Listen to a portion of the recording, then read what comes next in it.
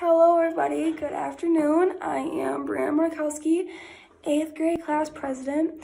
I am here today to welcome you guys to the 2020 Veterans Day program. I know this year is a little bit different than years in the past, but no matter what is going on in the world, I always want to take time and honor those who have served our country.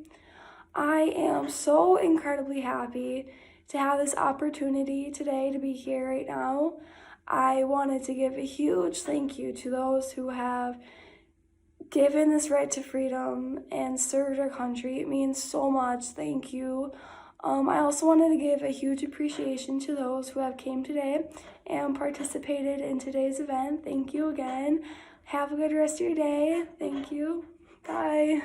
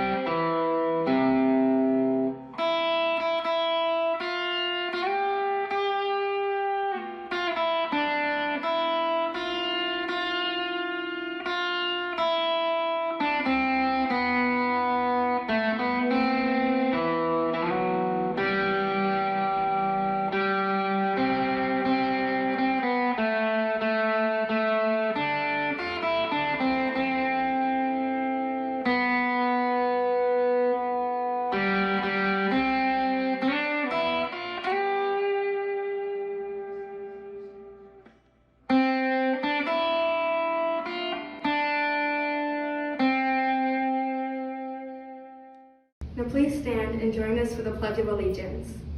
I pledge allegiance to the flag of the United States of America and to the republic for which it stands, one nation, under God, indivisible, with liberty and justice for all. Unknown Soldier by Melvin B. Tolson.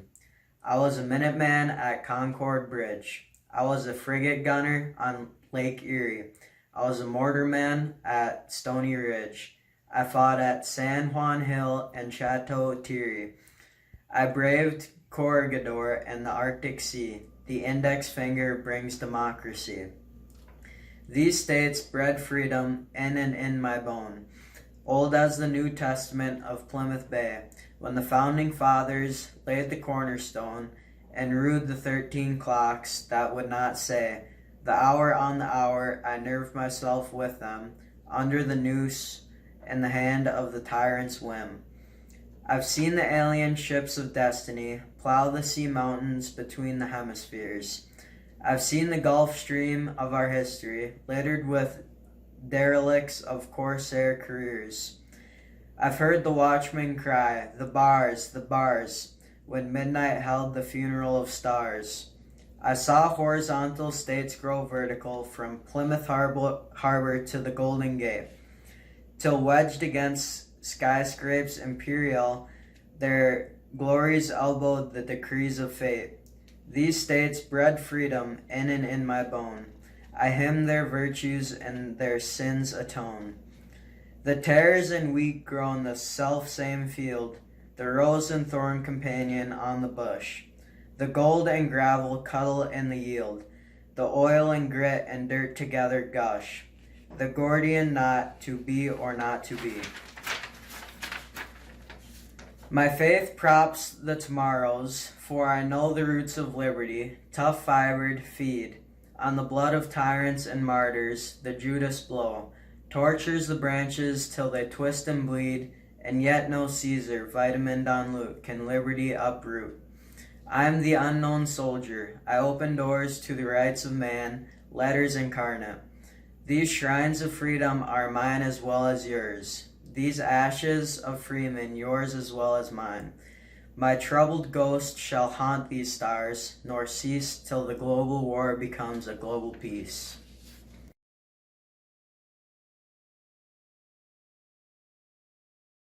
What's your name? Ashley Marie Sawfeld. Okay. Branch of service? Army. Okay. Rank? I'm a staff sergeant, which is an E6. Okay. You're, how long have you been serving? 6 years. What's your name? Eugene Milberg. Date of birth? October 26, 1937.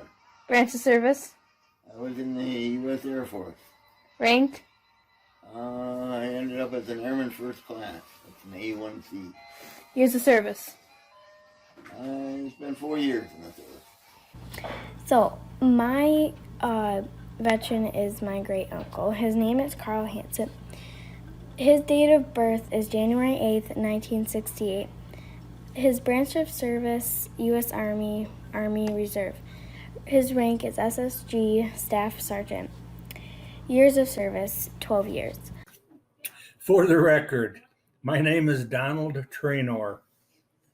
My birth date, it's a while back, July 28th, 1946.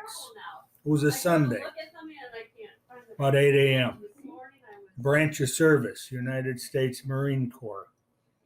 My rank leaving service was a corporal. I had 3 years of service. All right, my name is Jose Anaya. I'm a staff sergeant in the U.S. Army, currently active duty, stationed at Fort Gordon, and 8.5 years in, about a year and a half left on my contract. My name is Kyle Dunphy, and I am a veteran of the United States Air Force. I had a rank of staff sergeant, and I was in the service for about 10 years. What's your name? Lowell Robert Kading. And when were you born? February 5th, 1941. And what was your branch of service? Navy Reserve. What was your rank? Your rank. Seaman. How many years were you in the Navy Reserve. Yeah. 2, 4, 6, 7 years. His name is Nicholas Dane, and he entered the Navy in 2003 on September 11th. His birthday is May 11th, 1984. The branch of service is the Navy. The rank is CM3 and E4. Petty officer, 3rd class, and he was in the service for 8 years. The veteran's name is Raymond Fisher. I can never remember the exact date. When was Papa born? Ray was born May 28, 1930. Okay, and then he served in, it was the Army, correct? In the Army, yes. Yep. And what was his rank? What was your rank in the service rate? Corporal. Corporal, okay. And how many years of service were there? 2 years of service. Hello, I'm Jaden's mom. My enlisted name was Rebecca Hegberg. I was in the Army National Guard, and I was a specialist. I was in for 6 years. Alan Lane, and I was with the National Guard for 12 years. Yeah, 12 years. I seen some posters and seen some Marines on TV, and it kind of got my interest, and I thought I'd look into that branch of service. My parents both were in the Air Force. My older brother was in the Air Force, and I wanted to try something different. So he said, I went to a trip to Washington, D.C. the summer before my senior year of high school. Deep down, I knew I wanted to join and serve for my country. I enlisted in the Army of January 2010. I went to college at University of Green Bay, graduated college, and I've always had a passion and a dream to join the Army and be a part of something bigger than myself. So after I graduated college, I went to the military. Okay. In 1965, the Vietnam War was on, and out of 25 male members in our senior class, uh, 24 of them wound up either being drafted or enlisted. We didn't have a lot of choices back then. I enlisted. My twin brother, Ron, he enlisted prior to me about 6 months. He came home from boot camp and talked me into joining the Marines. Yeah, so my dad was in National Guard. He left in 2009 and came back in 2012. 3 years. Always wanted to join since I was a kid, enlisted with my GF / my mom. I was 22 and it was now or never. I chose NG, National Guard, because I could train and be at home by my baby, me. When I was 10 months old, he left for basic in 2009. I was drafted. I had planned on joining the service for just about all my high school career. The reason I joined the service, I didn't particularly care for Army life. And I wasn't a good swimmer. I didn't really care to go on the Navy, so I was always interested in aircraft, so that's the one I picked. I was living at home. I was 17 when I joined. My parents signed me up. I joined because I needed more structure in my life, and I needed some way to pay for school, so the National Guard did that for me. Because I was going to be drafted anyway. My name was already on the draft sheet, and I was going to be drafted later on, so we just moved it to the top, so you get on with it. When I was about 8 or 9 years old, my Uncle Bob passed away, and he served in the Pacific Theater of WII. At the end of the service, an older gentleman came up to the casket and performed a 7-second salute. It takes 7 seconds to perform the salute. 7 is a number of respect in the military. After the gentleman was done, he turned around and addressed the folks and told everyone what my uncle had done while in the service and what had given up and sacrificed for the law of people, in front of a lot of people. For whatever reason, that really hit me. I hadn't cried at all up until that point. This man took time out of his day to honor my uncle, and that started me thinking I eventually wanted to serve also. At 19, I enlisted to the Army. The boot camp training experience was nothing, I guess, I can talk about. Yeah, really. The Marine Corps has a way of just mentally tearing you down and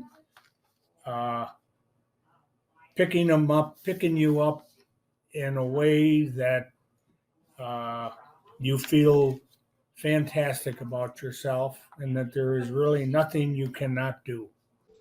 Oh, the boot camp was 8 weeks. It was rough. You had to pay attention to the instructor. Otherwise, you had extra duty. It was down in Fort Sill, Oklahoma. It was in January, so it was mighty cold. Did lots of push-ups. Did a lot of picking up stuff from the ground. Did a lot of calisthenics. And then we learned how to shoot howitzers and learned how to shoot our M16. I just wanted to prove everybody wrong that I could do it.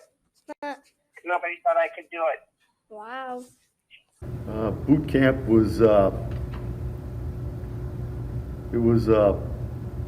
rude awakening. It was a wake-up call. It was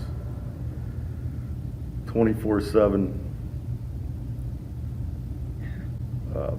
staying busy, to put it mildly. Nothing like our kids are used to. No. Reflecting on it now was probably one of the coolest experiences, because they break you down, but yet they they kind of push you to your limit. and which is kind of the point. When you get into combat, you're fighting or in positions where you're totally exhausted, and memories from that too was being smoked a lot of times, and just where they physically just push-ups, flutter kicks, whatever they can do to make life miserable on you. And I remember doing this one course where we had to rappel, and our head drill sergeant was a special forces guy, so he was really tough. But we got to doing these rappelling, and I got up there and I just latched on and I just dropped over the edge and flew down there, and he's going, "Lane, you inspire me." That was pretty cool. That meant a lot to me, and just because I don't know, being a special forces guy, and you just kind of respect those guys because that they've been, what we get at basic training, not even close to what those guys get. So my life in the Navy was on a ship for 2 deployments. I worked on the flight deck of an aircraft carrier, the USS John F. Kennedy. I was an aviation's boatswain's mate handler, and then I was a plane captain for my 2nd deployment. My 3rd deployment, I was with a P3 squadron, and we went to El Salvador where we did counter drug ops. My 4th deployment, I was with a CB battalion. I was in the intelligence officer, and we went to Afghanistan. We did a 6-month deployment at Camp Leatherneck in Afghanistan. And my 5th and final deployment that I just did less than a year ago, went to Djibouti, Africa, and I worked with the Horn of Africa leadership team that's in Djibouti on Camp Lemonnier. And my job was the non-commissioned officer in charge of the intelligence directorate. I was in Operation Iraqi Freedom. Okay. So in Iraq and Kuwait in 2005, 2006. Our unit did convoy security, so we guarded supply convoys that drove throughout Iraq. I served in the Desert Wars, so there were 2 different operations going on at the time. There was Operation Iraqi Freedom to take Saddam Hussein out of power, and then there was Operation Enduring Freedom, which was the war that involved going after the terrorists that were responsible for 9/11. My job was a aircraft structural maintenance, so I did sheet metal work. So if airplanes got bullet holes in them or hit birds, or the pilots didn't land on the runway and tore up the plane, my job was to fix it up and paint it, make it look good again. He went to Korea, and there he was on the front lines for 3 months, good 3 months in the front lines. Yeah. What was your job in combat? Infantry. Infantry and walk, and he had a flamethrower that he never had to use it. He was trained for it. I never used it. People's attitude, all of a sudden it's like, whoa, this is real. Somebody could die and they're not coming back. And, people all of a sudden are like, they didn't want to go on missions. They didn't want to, they started writing letters to their wives and their kids or significant others or their parents, and if something happens, pass this off, and I remember, this one guy, he was so gung-ho at when we were getting trained up, and he had gotten a medal or a citation for his enthusiasm and his, and then he didn't want to go on a trip, so all of a sudden, and it was like, this is what we're here for. So I was off the coast of Beirut for 6 weeks. Okay. At the end of my tour. They were going to use the snipers to secure the soccer stadium. Okay. To evacuate the embassy personnel. And so your job was a sniper? Yes, my MOS was a scout sniper. I was attached to H&S Company Stapleton, surveillance target acquisition. I was a scout sniper. Vietnam was just starting. I think Vietnam started in April or May of '64, and that I was supposed to get out in September of '64, and I did. But Vietnam was going on, and the first conflict was the Cuban crisis, and the other name for that was the Bay of Pigs.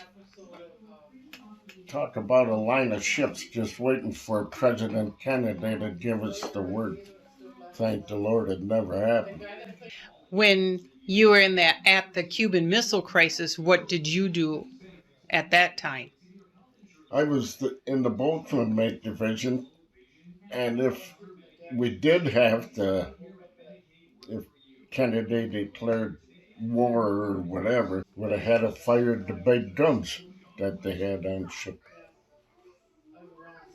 And the shell was as long as the disc and probably 8 inches in diameter. That was the size shell that gun took. But then I also remember myself the first time I got to go on a mission, though. You know, talk about a rush. You know, you're you know, it's like getting ready for the biggest football game you've ever gotten ready for, is how I kind of think of it as, you know, okay, you know, and just, you know, listen to music and stuff and just getting really kind of pumped up for it. And, you know, going out on that mission, you know, you really don't know what to expect and stuff. And At one time when we were ambushed, like the bullets were flying ahead of us, it thought for any minute one would come up your back, and that would have been it. That was the worst. Some of the most memorable experiences, I guess, was my last year in service. I wound up as in Guantanamo Bay, Cuba. As in 7 months of that was for a year. 7 months of that, I was the duty manager of the NCO club, and that was a great time meeting people, meeting other Marines, Navy, anyone else that was there. One of the cool things, we got to tour a couple of Saddam's palaces, so got to look around how he lived, and the huge disparity between the you know, a lot of the nationals that were living out in the desert in tents and that, and then compared to the enormous palaces with gold chandeliers and gold-plated everything around the castle, or around the palace. My most important experience was I had made arrangements with a friend of mine, a schoolmate, to meet in Paris and tour Europe. And you don't realize how much you miss someone until you sit up on the top of Arc of Triumph there, and you hadn't had a letter from him for a week or so. And you're wondering, are you going to be there? Is he going to be there? Or are you stood up and, oh, I want to look up and there he is. That was quite an experience. And we had a good time. We celebrated his birthday down in Italy. And had a very good time together. I have a good conduct ribbon for keeping myself out of trouble. That's good. Sea Service Deployment ribbon with a gold star for being forward deployed roughly 2.5, 3 years out of the 4 years I was active. Okay. I have a National Defense Service Medal. I have 4 Army Achievement Medals. I have 2 ARCOMs. I have Army Service Ribbon. 2 NCOPD ribbons, which is how you get promoted in the Army. You gotta go to a school, and then you can get promoted to an NCO, which is what I am. It's a non-commissioned officer. And the GWAT, which is a Global War on Terrorism. so for me, there's a date, October 5th, that just kind of sits in my mind.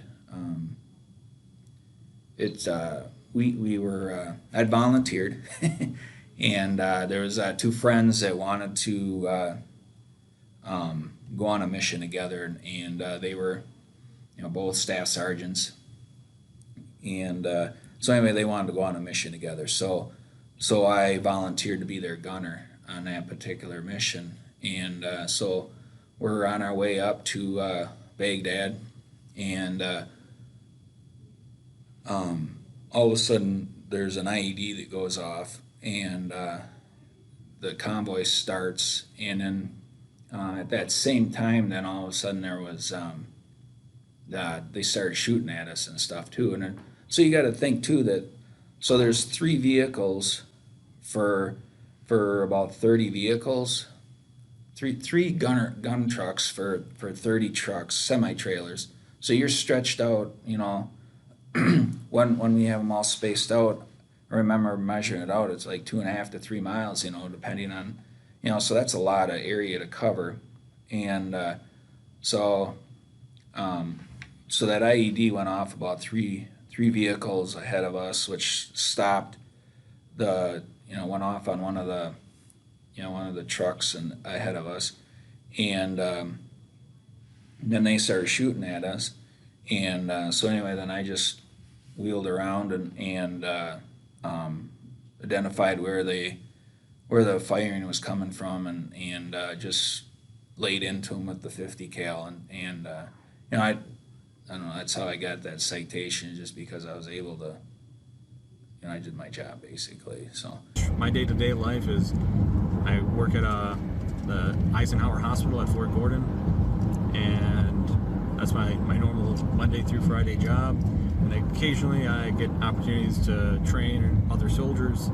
I train Army combatives, and that's probably the most Army thing I do. We still maintain our skills as far as shooting, providing field aid, and going through drills that we do about once a year.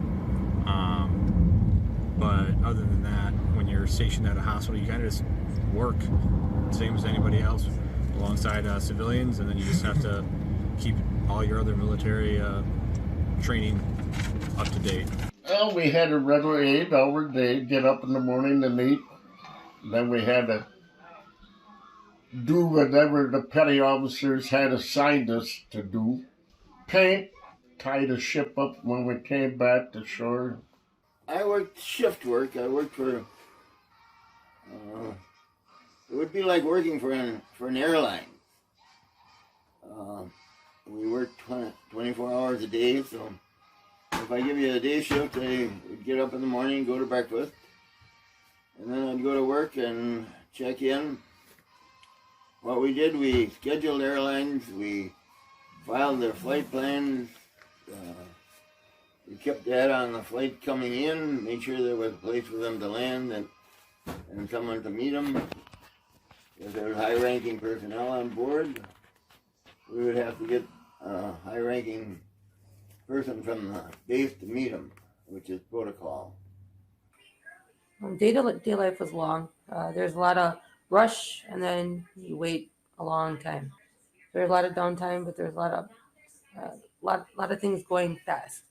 Day-to-day life is very different from one to the other, so I'll talk a little bit about just the service overseas once I was activated. So I had started in the Guard, so I was just doing a weekend a month and 2 weeks in the summer, and then we got activated for the war, and then I was on active duty all the time for about 2 years. So when we were deployed, day-to-day life was you had a 12-hour shift, so you'd get up, get to work at whatever it was. I think it was 8 in the morning. You worked till 8 at night, and then the next crew would come in and they'd work 8 to 8.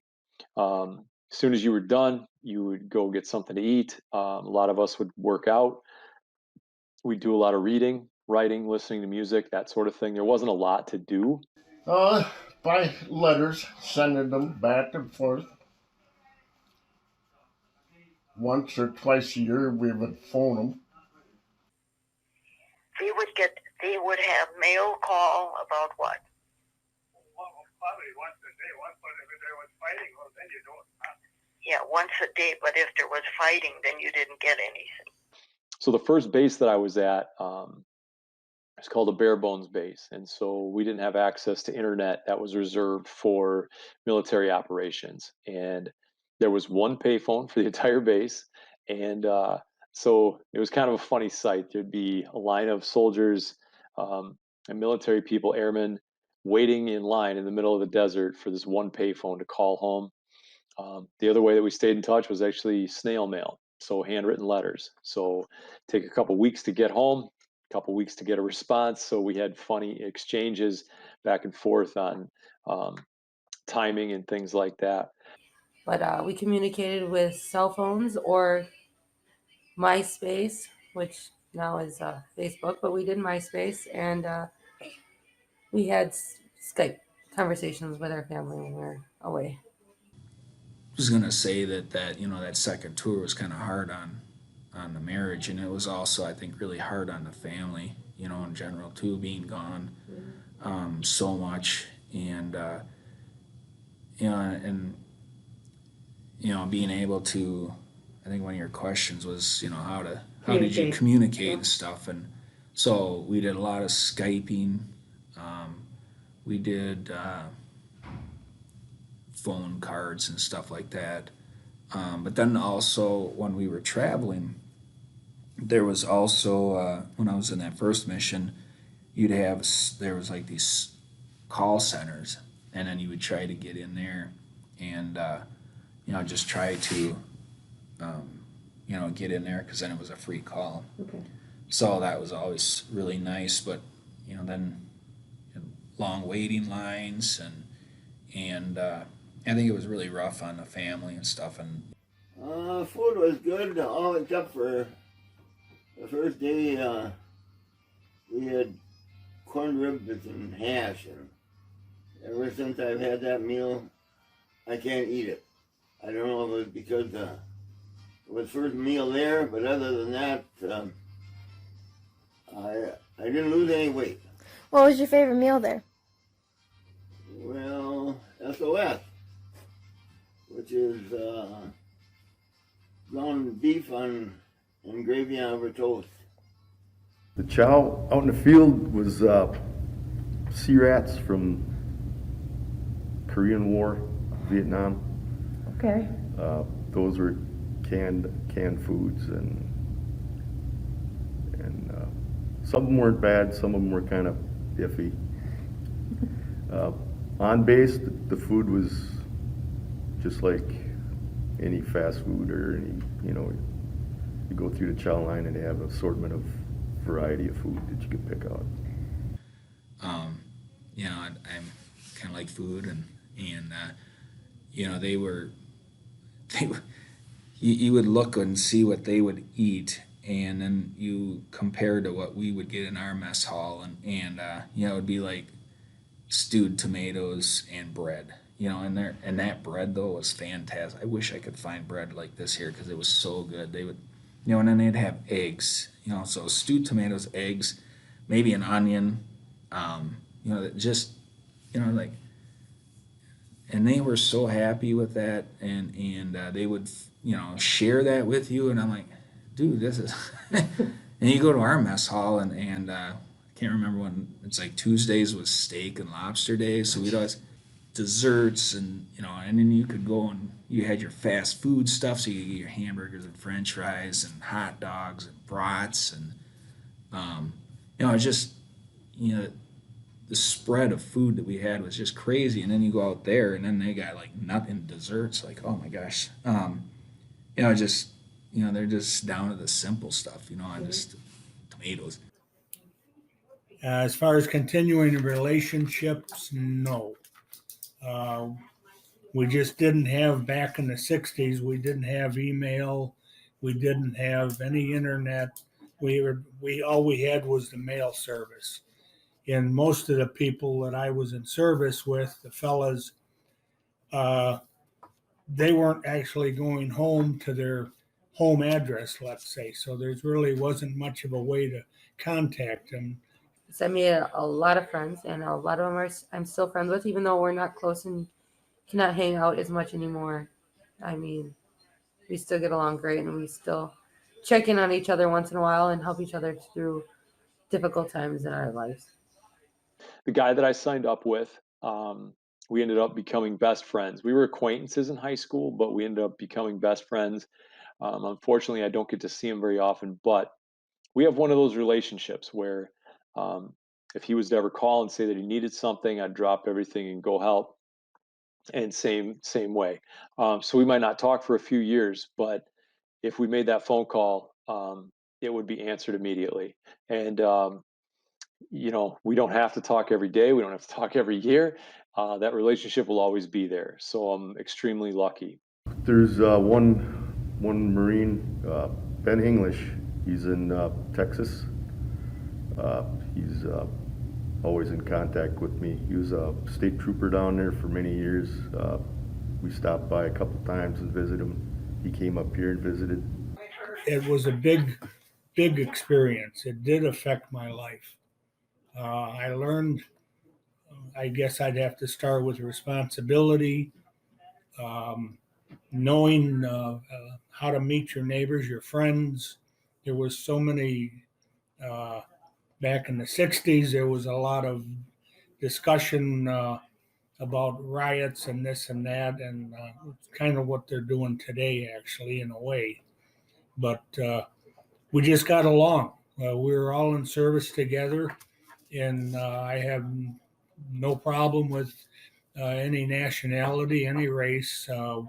I enjoy saying hi, meeting people.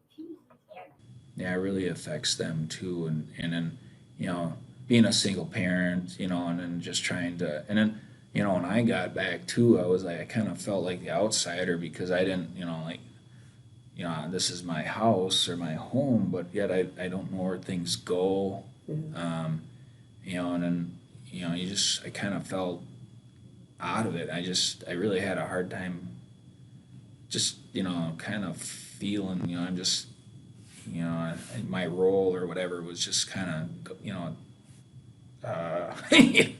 Took a while probably to acclimate back to. yeah, it was kind of weird. I'm a lot more respectful for people that are in the military that sacrifice. I started a Memorial Day run. So every year I do a run where I get a group of my friends together and we plant a miniature flag with the name of every casualty from the Desert Wars that served, that was from Wisconsin. So we take a lot of pride in the fact that every year those people, their names are mentioned by someone other than their family. It's important to us that the families are aware that they're not the only ones thinking about their loved one. We're honored. We have Patrick Wade, which I'm told is from your area, from your high school, and so we're honored. So every year, hopefully, this message gets to Patrick's family that he's mentioned by name every single year by perfect strangers, and we're so proud to honor him. So every year we have one of those runs. So that definitely changed things for me. My younger brother, Patrick, was killed in action in Iraq in 2007, July 17, 2007, while supporting Operation Enduring Freedom.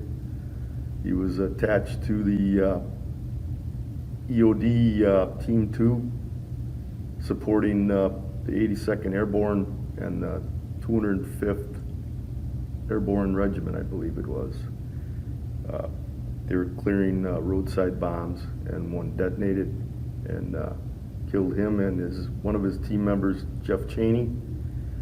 And there was another team member on board the Jerry unit that was wounded but survived the blast.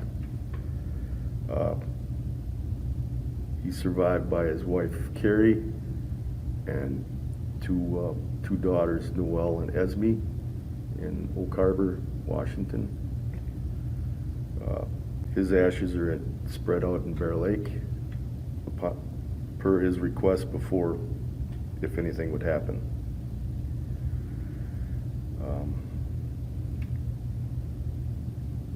He was awarded the Bronze Star with V for Valor and a Purple Heart. My older brother, Robert, he was with the Air Force He was attached to the 18th Fighter Squadron, or 18th Air Wing, 44th Fighter Squadron, the Bat Wings, on Kadena Air Base in Japan. He died in an accident, a chopper accident, September of '93. A helicopter apparently struck a light pole while taxiing, and the rotors shattered, sending fragments everywhere. And he was on his way back after lunch, back to work, and some of the fragments ricocheted off the pavement and hit him in the heart and killed him. He's survived by his wife,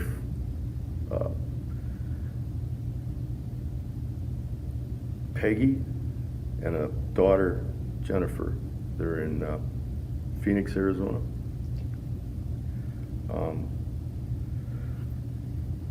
They named a road on the base in Kadena Air Base after him.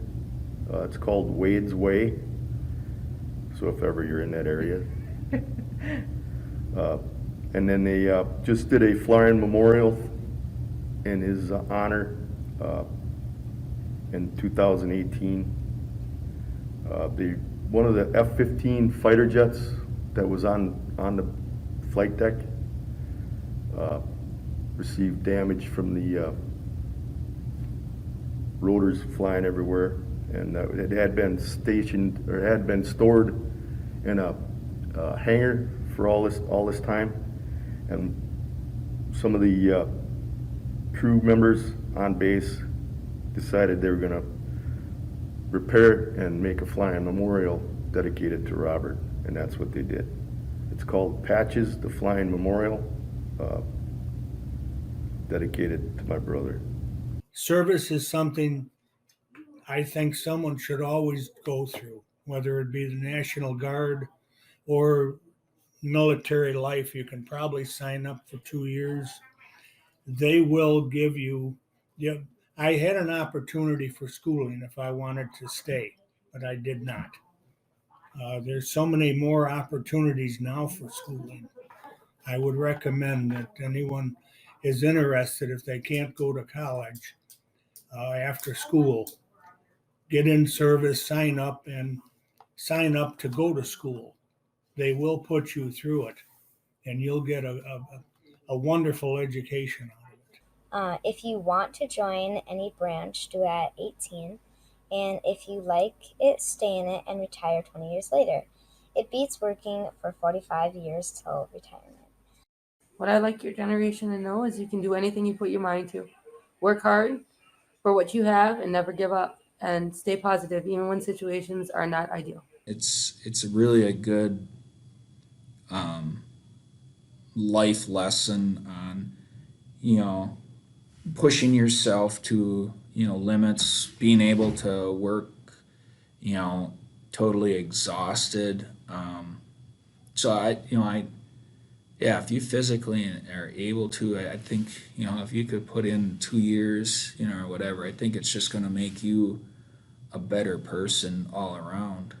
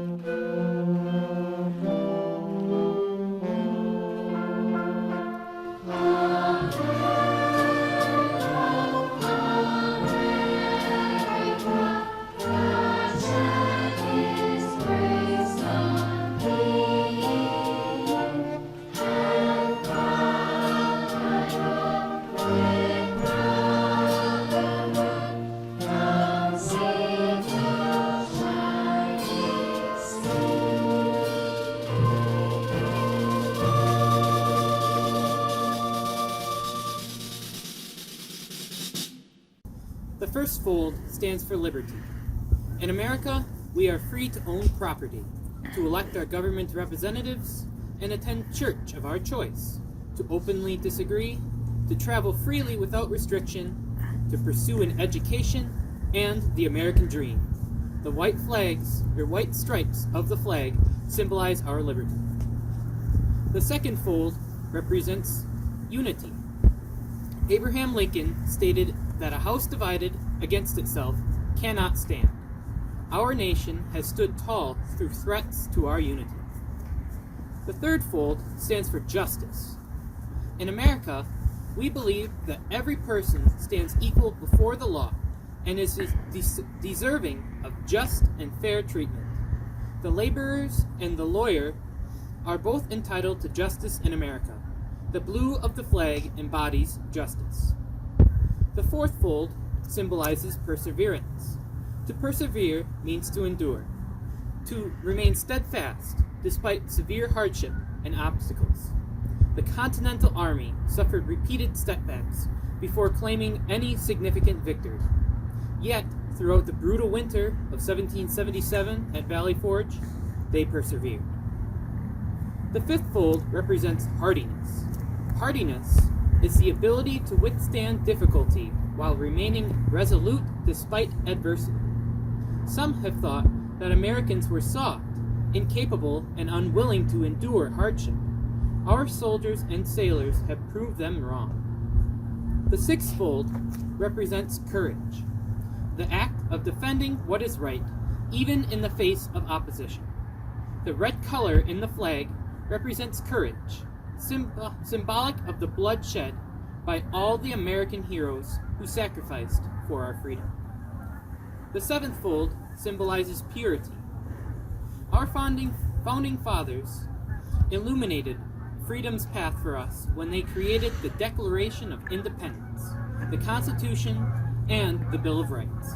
The pure intent of these documents enabled the United States of America to become the greatest of all nations, a land of liberty which beckons to all who are seeking protection from persecution and oppression. The eighth fold represents innocence. George Washington once stated, "The love of my country will be the ruling influence of my conduct."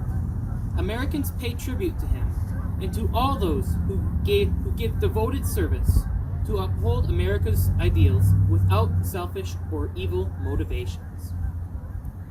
The ninth fold signifies sacrifice. To sacrifice is to give up something valued for an ideal, belief, or goal. America exists today because of the sacrifices of countless Americans. Many have made the ultimate sacrifice of their lives. People in the community pay tribute through service to others. The 10th fold stands for honor. One who possesses honor has a keen sense of ethical conduct. To honor a person or ideal is to display respect for them. We give thanks for all who have acted in the founding and the growth of America. We pray that each citizen and all those who represent us in government will conduct themselves in a manner that will continue to bring honor to the nation and to our flag. The 11th fold symbolizes independence. Independence is the state of being free, of being able to make unrestricted choices within the law, as free individuals and as a free nation. Ever since our nation's birth, Americans have fiercely defended their independence against all oppressors. America stands as an icon of freedom and independence for the oppressed of the world. It may always remain so. The 12th fold represents truth. Truth is the body of real events and facts. It is preserved through adherence to reality and the avoidance of falsehoods. America was built upon God-given truths, articulated in the Declaration of Independence, that all men are created equal, that they are endowed by their Creator with certain unalienable rights, that among these are life, liberty, and the pursuit of happiness. We pledge to continue this noble legacy of truth so that in America, every man, woman, and child may forever be free.